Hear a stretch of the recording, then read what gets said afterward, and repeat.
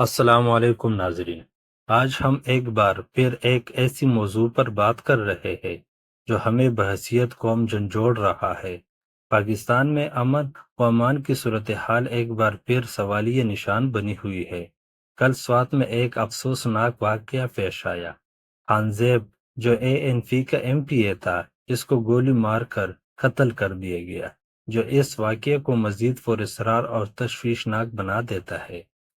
سوات جو ماضی میں شدت پسندی کا شکار رہ چکا ہے، وہ ایک بار پھر ایسے واقعات کا ہونا علاقے کے باسیوں کے لیے خوف کی علامت بن چکا ہے۔ لوگ سوال اٹھا رہے ہیں کہ کیا ہم دوبارہ اسی دور میں جا رہے ہیں۔ اسی رات بلوچستان میں بھی ایک دل دہلا دینے والا واقعہ پیش آیا۔ اطلاعات کے مطابق پنجابی مزدوروں کو نشانہ بنایا گیا۔ حملہ آوروں نے مزدوروں کو فائرنگ کی، جس کے نتیجے میں کئی قیمتی جانیں ضائع ہو گئی۔ یہ واقعات محض جرم نہیں، بلکہ ملک میں موجود انسانی، قومیتی اور فرقہ وارانہ دراڑوں کو گہرا کرتے جا رہے ہیں۔ سوال یہ ہے کہ حکومت کہاں ہے؟ سیکورٹی ادارے کیوں خاموش ہے؟ کیا ایک عام پاکستانی کی جان اتنی سستی ہو چکی ہے؟